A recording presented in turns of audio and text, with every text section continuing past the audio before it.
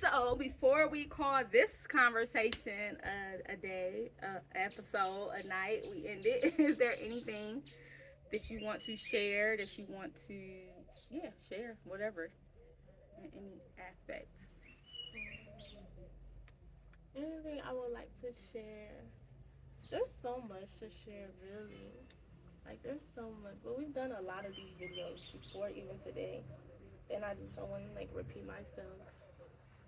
But let me think about something that's, like, really stood out to me. Mm. Something that I almost forgot about me, that I almost forgot. My first and only time going to a club when I was here was when we was in Mount Board. That was a good time. The first and only time. But that was a really good time. But like, Yeah. you really realize it's probably like this everywhere. But I mean, I went to a club for the first time back home for my birthday, and then coming to a club my second time going to a club here out of the country.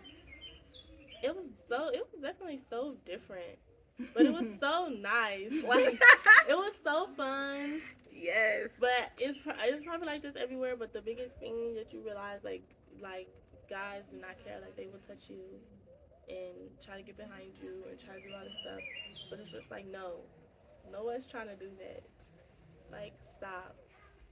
But it was nice because even though like that happens, if you're saying no, like they don't get the hint. Like, they'll keep going, but it's like harmless. But like they'll keep trying to dance and like and you're just like no, and then they're like grabbing your hand thinking it's like a part of the no. I'm really just going like no. But it's like this, the girls there, like they will be like it's a language barrier, obviously, but they go talk to you and talk to them in French and then wall off in their language and they gonna tell them like no no no no, and they just move their hands. You just see their lips moving and they just like I love black women everywhere. and it's just so nice. And they're just like stand over here. This one girl was like stand over here, like stand by me, and it's just so and it was so nice because even still, like you feel protected, you feel like you can have a good time, and you know you're gonna be good. You know you're gonna get home at the end of the night. So that was nice, and it was really fun. And they party till like 7 in the morning. Oh my goodness, like all the time. I'm too old for that shit. I'm like, wait, what? First, when they said we was gonna leave the house at 12, I already knew. I was like, y'all want me to stay up or like how I'm supposed to do this, y'all? I'm 40 years old, right? I'm like, I ain't. What? Me and my friends make sure we meet like dinner time, and then if we still out at that time because we vibing, that's different. You want me to be ready to come outside at 12 a.m., baby? Oh, it got to be later and later, and I'm like, I ain't gonna make it. I was like, hey, y'all go without me. Drinking. Then they got a pregame at the house. Yes. And that probably took about 2 hours. We probably didn't get to the club until like 2. Because she was like, even at 12, it's not going to be fun. Like, everyone comes at like 3, Yeah. 4. And we're like, okay. But I think we left the house because they started getting tired. And they were like, okay. I think they were, I was like, they gonna pull out too. So I think we end up leaving the house at like 12:30, 1 o'clock. But it felt so late to me. Oh my goodness. And I don't think we got back to like 4. But the club was still like jumping. Because people were in there, but it really started jumping for real about like 2:33. It's really when people like really start coming in and really start jumping. I was like, oh, they had a DJ, people on the stage, a cage that someone was performing in, all these lights, and then the club was like outside, inside, so it was really nice. It was. Girls on the table. I'm too fucking old. I was like, yo, I'm gonna stay out to 6. What? Oh no, but it was something that I wanted Bird to experience. So I'm like, and I wasn't really comfortable. I mean, I trusted the people we were with, but I was like, I don't trust nobody more than myself. So I'm like, all right, I gotta go, and I'm gonna just roll with it so she can have as much fun as she gonna have. But I had a good time too, though. Like the music was diverse. Yeah, it was nice. It was a good time, which brings me to the thought that I want to say, like, can't nobody tell me shit about Black Americans. Like, our fucking influence touches the world hands down. Period. Like, we are the it factor. We are it. Like, everybody mimics us to some degree. Like, we influence everything. It's so amazing, like, being in places where they don't even understand English, but they're playing a Cardi B and they're like saying the words, or they're playing Beyonce, or they're playing Or like their favorite Tupac or rapper whatever, is 50 Tupac Cent. or Yeah, and 50 I'm Cent. just like, And I'm like, all y'all listen to is American music? right, like I want to hear some Senegalese music. I want to hear some Moroccan music, and they like, hey, This is what we like. This is what we listen to. And I promise, as soon as they hear like you're from, like, if they're like, oh, where you from, and you go, oh, we're from America, it's just like this whole America. Like, it is just like, yeah. Yes. And it's always the question then, well, why did you come here? Yeah, that is always a question. I'm like, why not? Yeah, I'm just like, why not? What do you mean? To meet you, to see you, To come hey. here, to experience this, to come to this beautiful country and see all this. Like, I mean, America will always be there. Maybe. But yeah, but then also understanding that, like, everybody don't want to come to America, right? That's like the gag. Everybody, they get you to think that everybody just want to come. No, it's plenty of people that are perfectly happy in their country, in their place. Like, they're like, no, it's cool and it's like fun to learn about, but like, nah, I don't want to go there. I don't want to live there. I don't want to move there. Like, what did the one guy in Morocco say? Like, why would I go anywhere else? I have Yes. beautiful. Oh my God, this dude that I knew in Morocco, who was my friend, like, he was so in love with his country. Like, just like the highest. Like, he's like, why would I travel the world when I can use all my money to travel around Morocco? He's like, there's Marrakesh, Tangier, Casablanca. He just naming out all these places in Morocco. He's like, he's like, last summer I spent all my money traveling all over Morocco, and it's You just want beautiful. beaches? We He's got. like, he was like, you want beaches? We got beaches. He's like, you want cities? We got cities. You like trees? Like, you want to live? He's like, we got that. We got villages. He just going on and on. He's like, why would you ever want to leave? Yes, that was so awesome. And I was just laughing. I'm just like, dude, you're so funny.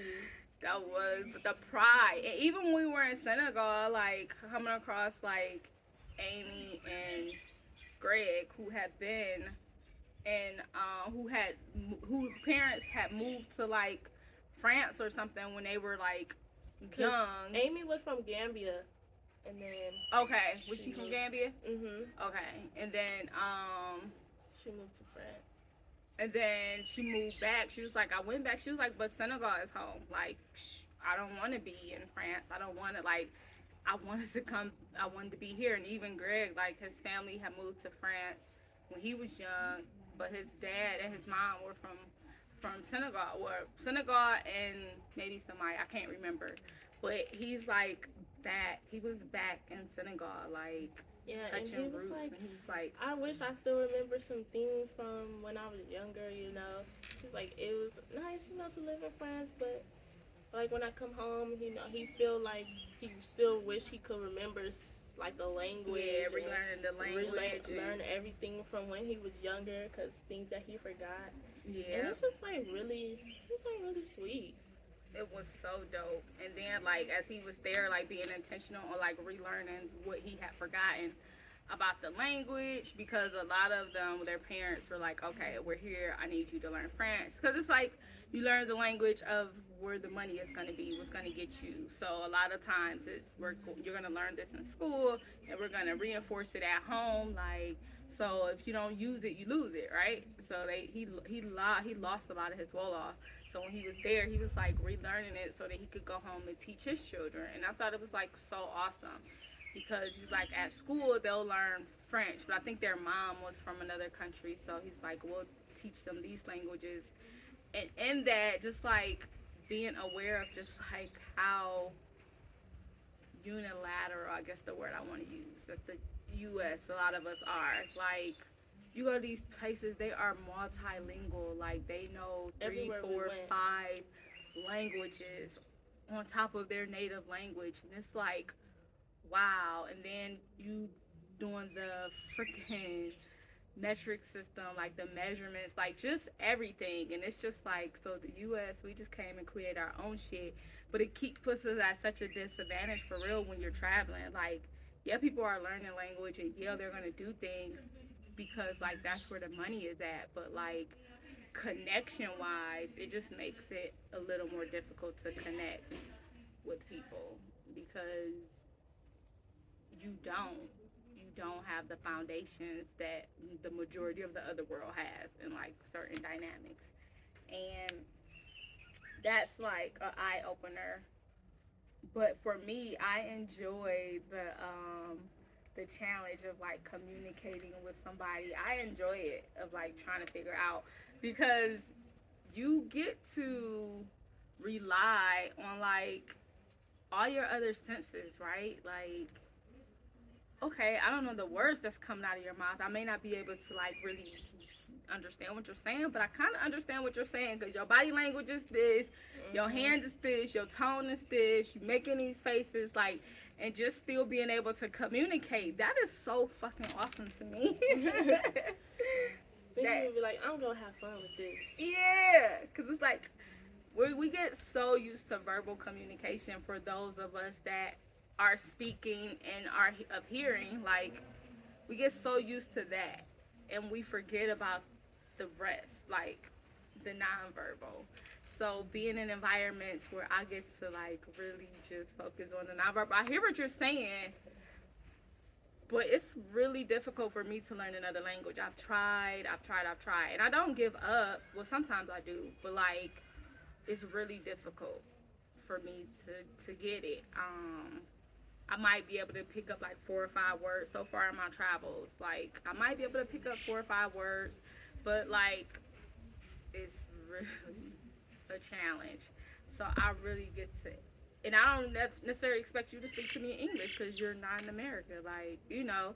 So I'm like, okay, how do we still make this work? And you get to make it work. It's not a barrier. It's not something that's going to like keep me from knowing you. So, but then it's also the moments where like somebody come to you and they are speaking English and you like, hey, Yeah. yes, I understand you. It makes you appreciate that too. So it's multi-dynamic for me. It's definitely, it's like kind of becoming desensitized to like everybody speaking a different language because you never know. Like, even here, you never know what language they're speaking. Yes. Like, and I realized that when I first came here, when the girl who was here with me, Larata, she was speaking to one neighbor, and then she started speaking to the other one, and I'm like, well, how do you say this in Wolof? And she's like, oh, she's not speaking Wolof. She's like, I was speaking Wolof. Not Wolof, Zulu. She's like, she's not speaking Zulu. I was speaking Zulu with her, but with her, I speak Nuetu or whatever, or how do you say it? Nuetu? I don't know. Yeah. Oh, wait. Also? Uh, No, because there's like No. 6 No. languages. it's something with it. It's something with an N. Okay. But she's like, I was speaking, she speaks this. And I'm like, what? Yeah. And it was just so cool. And she knows both of them. But it's like, so these two people speak two different languages, but they live in the same House, kind of, house. sort of. Like Yeah. the same Like property. Barbie, she doesn't speak Zulu. She speaks the one with the N. Mm-hmm. Yeah. And then Face Mom speaks Zulu. And she also speaks another language because she's from Zimbabwe. Mhm. So she's been here for 7 years. So I guess she learned Zulu words. Maybe she knew a little bit before she comes, but she has her mother tongue. I think that's like so freaking awesome. And then even the girl who was here before, she's like, I'm replacing. She's like, I don't really speak my native language that much. I speak more Zulu. Yeah. So that unless I'm like here, like when I'm speaking with Barbie or the other Larato I do, she's like, so I'm replacing my native language with Zulu. And I was like, well, why don't you speak your native language more? And she was like, I do speak it. She's like, but you know, my mom and everybody else, like, they speak Zulu. So that's just what That's just what I Yeah. speak. And I was like, oh, well, could you, like, write it down or something so you don't forget? And she was like, I don't know how to write it. And I was like, you don't? She was like, no, or Zulu. And I was like, so what do you write? She was like, English. So everybody here writes English. Yeah. And And I I'm thought like, that was interesting. everybody, no one here knows how to write or read the language they speak. Well, and maybe she don't. Well, I don't know, but I know like in Zengazi, like a lot of them, because they were teaching me and they were writing it. But a lot of times, if you're like from someplace and you um one side and you speak a language and you come, they say it's easier to learn it to speak it. So like I know one of the ladies, she knows like all the languages, but she only knows how to write like in two of them. She knows how to speak in the rest though. Yeah, So like that's Mary, really she don't know interesting. how to write in all of them. Yeah, she doesn't. I forget how many she can write in, but I know she can't write in all of them. But she's fluently speaks them. Yeah. And then even when we went to Gambia, she was like still speaking their language too. Yeah. So And when we I went mean, to Botswana, not Gambia. Yeah. Botswana. So that was like really interesting. Like this is so amazing. So amazing. Like even when we went to court, when I went to court with Sibu Sisu, that was like such an experience because like you have all these people from like all these places. So when you go up there, the judge automatically asks you like what language you want to be spoken to in. And they will go and get the interpreter. So they're like, "Where are you from? You know, oh, you're Zimbabwean. You need this." Like, I thought that was like so freaking awesome. It's the first thing. It's like the first order of business. It's like, so many languages here though. Yes. And so many immigrants from all over. So you can just imagine. Even I feel like even if you do learn the language, it's so blended with so many other different languages and so many different everything. And Mary said the other day that like the languages aren't that far. Like if you learn one, you can kind of switch to the other one. But like